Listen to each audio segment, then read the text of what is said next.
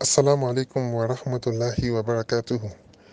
Ẹ ṣeun ẹ kú àtàárọ̀ gbogbo ẹ̀yin èèyàn mi, Ọlọ́run á bá mi ṣe dáadáa fún yín. Um, mo decide wípé kí n tiẹ̀ sọ̀rọ̀ even bí ò ju ìṣẹ́jú kan tàbí méjì lọ, and reason being àwọn èèyàn ti send messages sí mi tó pọ̀. Ẹ rí i pé under normal circumstance náà àwọn èèyàn fẹ́ mọ nǹkan tó ṣẹlẹ̀,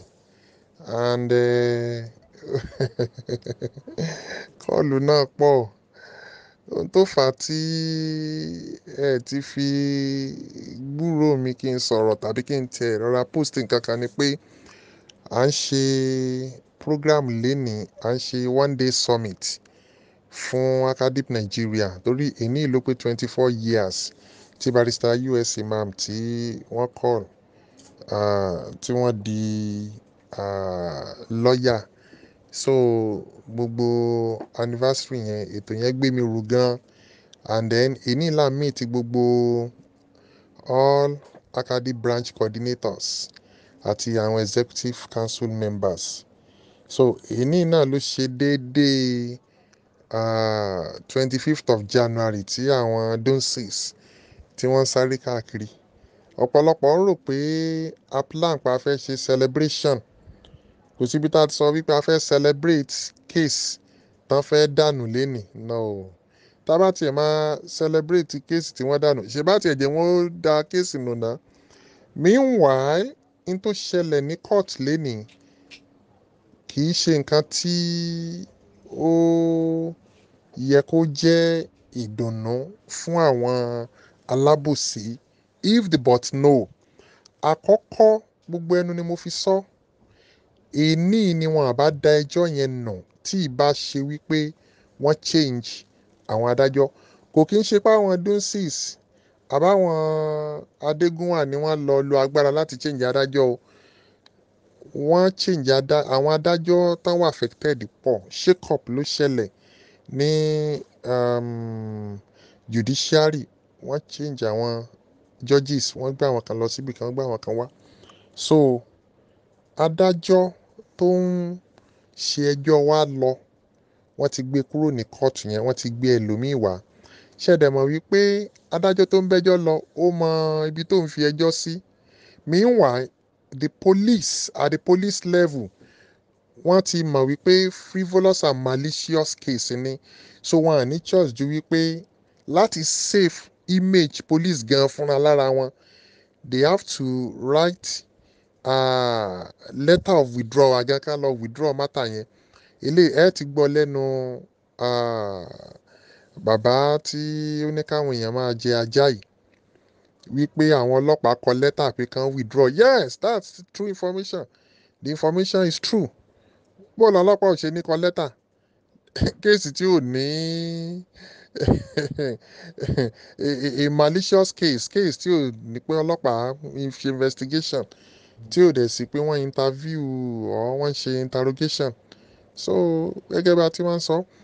now adájọ́ tó wà ń bẹ̀ lénìí new judge ni. Wọ́n dẹ̀ sọ wípé àwọn máa take time láti wo gbogbo file and láti mọ nǹkan tó ń lọ. Kò sí big deal, kò sí problem. So mi ìwà mọ tó lè cause fún jubilation. Anyway, àwọn gan ti rò wípé wọ́n máa gbá kéèsì yẹn dànù lénìí if tó bá jẹ́ pé adájọ́ tó gbọ́ kéèsì yẹn tó bá jẹ́ pé òun náà ló gbọ́. So pé wọ́n ti ẹ̀ dànù lénìí pé new judge ti ẹ̀ dé náà, it's called for celebration. Anyway, ẹ já fún wọn bẹ́ẹ̀. Àwọn tó jẹ́ pé bí kóòtù ò sí ti gan wọ́n jubilate. Bí kóòtù ò sí ti gan wọ́n á jubilate. So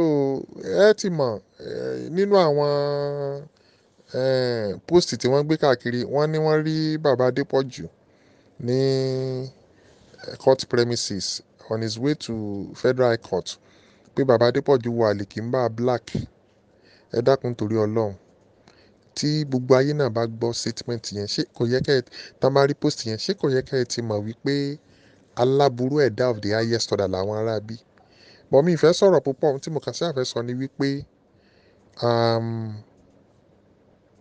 bí irọ́ bá lọ lógún ọdún, ọjọ́ kan lòdodo máa bá. Ní tí mo mọ̀ ni pé irọ́ ò lè di òtítọ́ láíláí. Mo dẹ̀ fẹ́ kí gbogbo èèyàn kẹ́ ẹ lọ fọkàn balẹ̀. I am still saying it. ẹ lọ kọ́lẹ̀ lénìí wọn à lè jẹ lọ on this matter wọn à lè jẹ lọ mò ń sọ and I will continue saying it by the time tí new judge bá jókòó tí wọ́n bá study case yẹn tán wo bí tá a ti ń bá a bọ̀ tán wo bí tá a bá dé wọ́n á mọ̀ wípé these people they are chasing shadows. These people they are chasing shadows. Wàláì ọdẹ tí ó mú tó fẹ́ sọ Elédùmarè orí ẹ̀gùn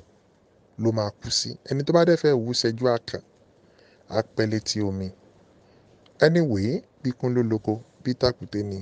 ìpàdé di lálà ẹ̀yin ọmọ ìyá mi ní ẹ̀sìn Islam wàláhì orúkọ Ọlọ́run ọba ni mo fi búra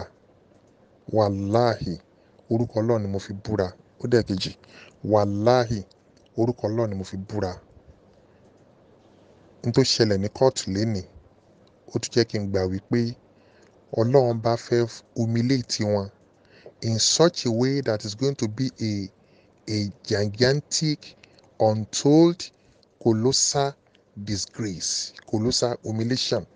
tí wọ́n bá gbá kéèsì yẹn dànù lénìí ó máa save fún wọn though ayé ti mọ̀ pé rọ́nà pa then ó máa rọra save ojú wọn díẹ̀ ṣùgbọ́n tá a bá ń bá a lọ yìí at the end of the day náà wọ́n à ní case malicious prosecution ni wọ́n à lè jẹ́ lọ they are only playing ṣé ẹ mọ̀ kí mo ti ṣàdúrà kan bóyá 40-something million náà láwọn ná Ọlọ́run á jẹ́ kí wọ́n ná tó 300 million so this is an opportunity for them to continue spending their millions dollars euros pounds they will spend and at the end of the day àwọn náà máa padà wá realize wípé all their efforts and spendings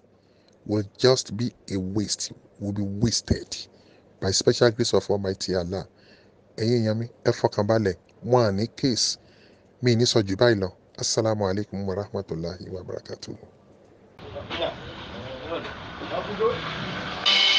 Jerison Production. A ò lè wẹ̀ fúnra wa nígbà tá a dáyé. A ò lè wẹ̀ fúnra wa nígbà tá a bá kú. Ìwọ gan wọ́n ṣáwọ́ ẹ o, ọmọ ìyá mi. Ṣáwọ́ ẹ àdáró lẹ́yìn nígbà tó bá kú. Lórí ọ̀rọ̀ táwọn èèyàn ń sọ lọ pé new judge ọ̀nà new judge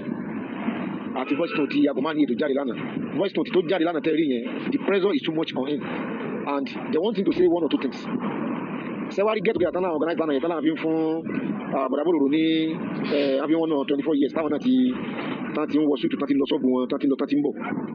wọ́n ṣe kinní yẹn láti lè bá a fi suppress pressure already náà ni wọ́n sì gbé sí ọjọ́ àná yẹn because àwọn èèyàn máa expect pé tó bá máa fi ní nǹkan bí 12 lánàá yẹn ó gbọ́dọ̀ ti update àwọn lórí pé kí ló ṣẹlẹ̀ ní court ṣẹlẹ̀ pé tó dẹ̀ paramọ́ náà nìyẹn pé tó keep òun busy nìyẹn so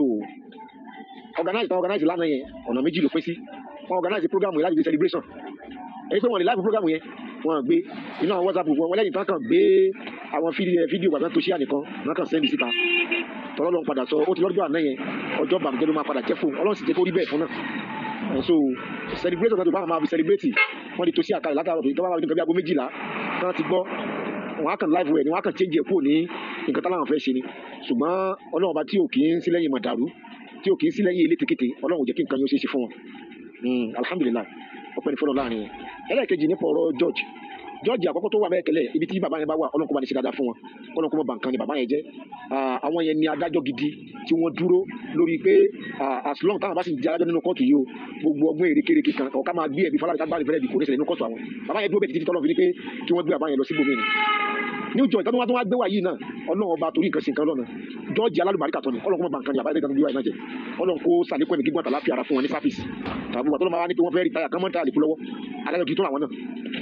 ṣé wàá rárá Agomani yé wa ń pa pé new George ọ̀nà new George ó kàn ń wá ìyàwó pẹ́ńta ó fi gbòjú wọlé ló fẹ́ lò gbogbo kéèsì tí ó wà nílẹ̀ George yóò ṣe fún ẹ̀ṣẹ̀ dé lánàá o ṣe fún ẹ̀ṣẹ̀ dé níjẹta o ṣe fún ẹ̀ṣẹ̀ dé níjẹrin o George ti wà bẹ́ẹ̀ tipẹ́ o ó ti lọ bí oṣù kan àbúṣe méjì máa ṣe mistake o tó àdíjú bẹ́ẹ̀ lọ́gán o gbogbo kéèsì tó wà níwájú tó wà lọ́wọ́ former George tí wọ́n tó wà ní kóòtù yẹn gbogbo ẹ̀ pátápátá ni George yẹn náà ti go through gbogbo ẹ̀ pátápátá ni George náà ti go through so tí new George bá rí pé kéèsì yẹn rivulọ kéèsì ni empty kéèsì ni high court bí sì ju gbogbo rẹ̀ dáadáa yẹn lọ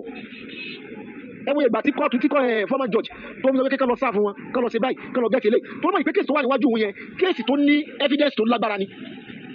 kò wá nífẹ̀ẹ́ kó ń da ẹjọ́ yẹn tán kí ẹnìkan tó wá ní kó fún ẹ lọ rí òun fẹ́ gbé bẹ́ẹ̀ lọ síbòmí ní judge yẹn ṣe ní bí ká ṣe báyìí so that by the time the judge yẹn máa fi jáde kò ní sí option kankan rárá à ń lọ àpíìlì ni à ń lọ àpíì ìgbani à ń lọ àpíì àwọn ni kò ní sí rárá torí judge yẹn ti gbogbo tó wà wọ́n jẹ́ pé evidence lélẹ̀ kéèsì lélẹ̀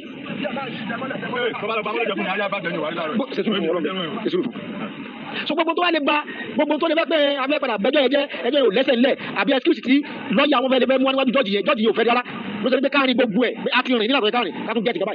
ká ṣe báyìí wọ́n máa ní ẹ̀wọ̀n sáfù àwọn go and serve them properly wọ́n ṣe bákan go and give them notice hearing notice for you to know pé kéèsì tó ní evidence tó lágbára ni former judge lọ́wọ́ pé go and serve them properly wọ́n sáfù wọn properly wọ́n tó fẹ́ bẹ̀rẹ̀ hearing ó ní go and give them hearing notice kájẹ́jọ́ tó wà frivolous ni ká ní empty case ni jọ́ọ̀jì àkọ́kọ́ ìgbà yẹn ó máa ti gbọ́dọ̀ nù torí jọ́ọ̀jì yẹn bí sì dùn tójú ẹ̀ lọ nígbà tá a máa ti gbẹ́ pé kéèsì nígbà bíi 25 30 40 kéèsì tí jọ́ọ̀jì yẹn fẹ́ gbọ́ níjọ́ kan kéèsì kan máa wá bàbá pé empty case tí ò ní evidence tí ò ní kankan jọ́ọ̀jì yẹn máa wá wéèsì àsìkò ara ẹ̀ lórí ẹ̀ ṣe agbọ́n ní ẹ̀fọ́ gbogbo ẹ̀ ní òlàtí lọ́dún mẹ́rọ̀pọ̀ máa tó wúṣọ́ bí tiẹ̀ ni. now new judge tó wá dé yìí náà ó ti wá go through gbogbo everything kárí kéèsì tí ò lẹ́sẹ̀ ńlẹ̀ ni kárí pé empty case ni jọ́ọ̀jì yẹn máa ti àná yẹn báyìí kò tẹ̀ mẹ́kẹ́rẹ́ kankan ó máa gbé àrùn báyìí tó máa ti rí àwọn oríṣiríṣi right up tí former judge kọ lé kéèsì yìí lórí ó ti rí oríṣiríṣi àwọn ìgbésẹ̀ tí former judge ní ká gbé lórí kéèsì yìí tó ẹ́ plenty kéèsì ni judge títí new judge yìí ó máa gbá kéèsì yẹn dànù ni kẹ́tẹ̀ tó wá mọ̀ new judge tó wá dé iná wọ́n yẹ tó wá wọ̀ kò ráyè pé ẹ̀ fásitì ẹ̀ tó rárá lórí kéèsì ìwọ́n tó ní kéèsì gangan tó bá mẹ́kẹ́ rẹ̀ wà fẹ́lẹ́ bó máa gbá kéèsì yẹn dànù ìyẹn tó ti gbọ́ yẹn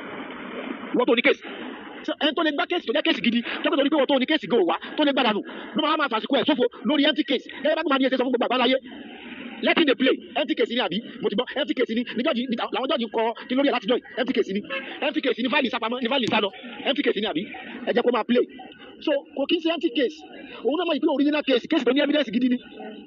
kóòtù dùn lánàá pẹ̀sùn àwọn tó wà lánàá yẹn nígbà tí jọ́ọ̀jì bẹ̀rẹ̀ sí ni máa kó èrè lánàá yẹn in fact ìṣòro tó ṣe bínú kú tó fi jáde kóòtù tó fi gbàgbé wa kọjá ojú ẹ̀ lé kókókókókó báyìí ni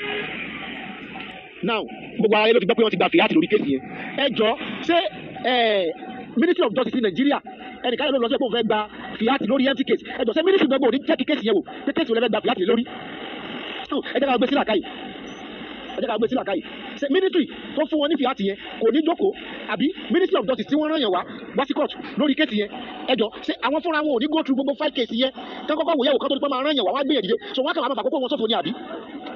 no ṣé ministry máa máa fàkókò wọn ṣòfò DPP wọn ò ní wo kéèsì yẹn fúnra rẹ̀ kán wò bẹ̀rẹ̀ kán wò àrí kán wò òpin so wọn akànnà ẹdẹ wa fìyàtì tí wọn lọ gbà yẹn akànnà ẹdẹ máa lọ síbẹ̀ ni pé good morning sir afẹ́ gba fìyàtì lórí kíni wọn ò ní wo kéèsì náà gba fìyàtì lórí àbí no wọn ò ní wo kéèsì náà gba fìyàtì lórí pé kéèsì yẹn owó ti kan gba fìyàtì kéèsì náà ẹgbẹ́ wọn fẹ́ gba fìyàtì lórí wọn ti mọ̀ yí pé there must be a something behind that case aképank kan ti ń ṣẹlẹ̀ lórí kéèsì yẹn táwọn kan ti fẹ́ lu ọwọ́ agbára náà ti fẹ́ gba fìyàtì lórí kéèsì yẹn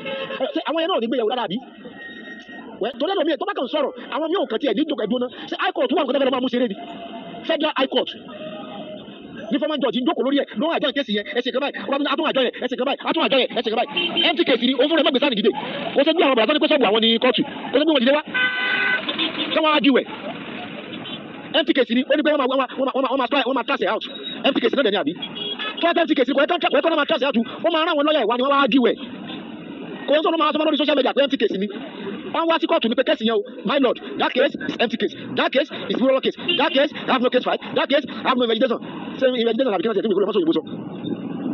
so ẹ ti mọ̀ pé gbogbo tó ń sọ yẹn ó fi ń dánú ara ẹ̀ dùn àti inú àwọn tí ò dákàmọ̀ tí wọ́n mọrú lọ́jìkì tí wọ́n mọrú evil games tó máa ń play ó fi ń dánú wọn dùn ni. torí tẹ́ni tó bá ní sense tó bá ní làákàyè lórí tọ́lọ́ ní kó ní làákàyè tó fi ń ronú tó náà bá wu ọ̀rọ̀ yẹn bó ṣe ń lọ empty case lójoojúmọ́ empty case ní federal court bẹ́ẹ̀ jókòó lé lórí ni ò ti gbọ́dọ̀ láti jọ ẹjọ́ sí jọ́ọ̀jì tó ń tọ́ pé kẹ́ lọ sí báyìí ṣé kò go through gbogbo tó wà wájú ẹ̀ ni ṣé kò go through ẹ̀ ni ní ìjọ tó wá dé ọjà ní yóò ti ráyè nonsense rárá kò ráyè nonsense kò ní original case gan lọ́wọ́ tó ní original case tí wọ́n tó ní case yorùbá mẹ́ta wà available wọ́n máa gbá case ẹ̀ dànù níbi tí ò sáyé dé níbi tí case pọ̀ lẹ́dẹ̀ a ti lọ kóòtù kan jẹ́ pé ìgbà yẹn dáwọ́ fún nọ́mbà 25 láwà advantage sáà tó gbé wájọ yẹn lábìlẹ̀ kan wájọ náà lọ 25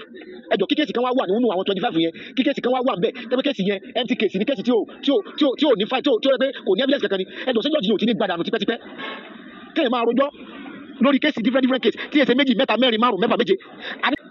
kámọ́ ti wá sọ odidi judge tó ń gbọ́ kéèsì tí ó ṣe kéèsì kìíní kejì kẹta kẹrin karùn kẹfà almost 20 something cases a day tó máa rọdọ́ láti àwọn títí nírọ̀lẹ́ kẹwàá ní kéèsì kan wà ní àwọn kéèsì tó ń gbọ́ yẹn tó yẹ pé empty case kí judge yẹn máa fún kéèsì bẹ́ẹ̀ ní attention agùnmá nìyẹn ṣe làákàyè náà stop deceiving yourself you are not a fool kí kéèsì kan tí ò ní file kéèsì kan tó yẹ pé empty case kí judge wa máa waste àsìkò ara ẹ̀ lórí ẹ̀ òun kọ́ ló máa sọ fún judge pé kéèsì yẹn empty case ni judge for what is the meaning of this what kind of case is this come on wọ́n máa tó ẹ̀ dànù ni I don't want to see this file in my front again òun kọ́ ló máa mú apẹ́kọ̀ empty case ni judge for I don't want to see this case file yìí I don't want to see it in my court again because judge máa tó pé kí lè lè tẹ̀gbẹ́ aṣáájú mi yìí so ẹ jẹ́ kó máa tan rẹ̀ let him keep deceiving himself there is time for everything iná tí wọ́n dá sílẹ̀ fẹ́ gbónogún ẹyẹ mi náà fi sunjẹ lánàá gbogbo èrè tí wọ́n ti rìn ẹ tó ń sọ̀rọ̀ with confidence ọ̀pọ̀ judge yẹn ti pẹ́ mẹ́ o àwọn fúnra wọn ti lọ àtẹ́ni judge lórí mátà kan o wọ́n ti lọ judge yẹn o lórí mátà kan náà o ọ̀pọ̀ judge kò ń ṣe ní ẹ̀gbọ́n bí judge yẹn wa o since last year ni o tó wá ní new judge so new judge yẹn kò sí gbogbo file case yẹn kò sí gbogbo secretary former judge ṣe lórí ẹ̀ àbí new judge yóò ti gbogbo secretary former judge ṣe lórí case yẹn àbí ẹ jẹ́ kó máa tán rẹ̀. So good morning, sir. So can we meet you, sir? Good morning. My name is Kundayo Okpadeji, aka Okpa, not Eviamonio. Okpa, that's my name. Okay, sir. So we had the case will be traced out today. How true is that, sir? Anyway, they make an attempt. I don't want to use some foul words, but I think the OC Lega was trying to work for whatsoever he wants to work for. I don't know the reason behind it, but only for us to get to court today, and we had the matter has been transferred to DPP for prosecution, federal DPP. The federal DPP lawyer was in court today, and to our greatest surprise, we were kind of astonished when we saw the police counsel also, particularly the OC Lega, was in court, and he said he was around for prosecution. We were kind of surprised. So as time goes by, he said he has a motion expecting to withdraw the charge in question. My lord, in his wisdom, was like, if the DPP is around, why are you in court to withdraw the matter? The Attorney General has taken over the matter. He gives some reason, 1 or 2 reasons, trying to map his way out. But my lord, in his wisdom, make him understand that once the matter has been taken by the Federal Ministry of Justice, he has no right on the matter again. He tried his best, let me put it like that. But unfortunately, it was a slap on his face. Alhamdulillah. Alhamdulillah. They also said the case has no file and is malicious. It's malicious filed. Anyway, either there is a file or there is no file. They should understand the fact that you cannot have a case in court without a file. If I'm not mistaken, if I lost count of the adjournment date, the matter has been adjourned for about 4 to 5 times. How can you say the case doesn't have a file? I think the person who is saying that, who called the case a malicious one, maybe his counsel were not advising him well. It's quite unfortunate that at this stage, you were saying that a case of that magnitude didn't have a case file or whatever. I'm sorry. They've had that. They will have do very soon. Thank you very much. So what's the next adjournment date, sir? Anyway, we have anyway, they should be expecting our hearing notice. We know that we invade it, no problem about that. We are just preempting them. So the case is coming up on the 5th of March, 2024. And every necessary step will be taken. And for their information, a fiat has been granted to Ogungbe and Ogunfe for prosecution. Please take note. Ogungbe and Ogunfe has a fiat to prosecute this particular matter. Oh. So let it sound as a message to them. So let them be aware now that Ogungbe and Ogunfe is now prosecuting the matter. Assalamu alaikum. Thank you very much, sir.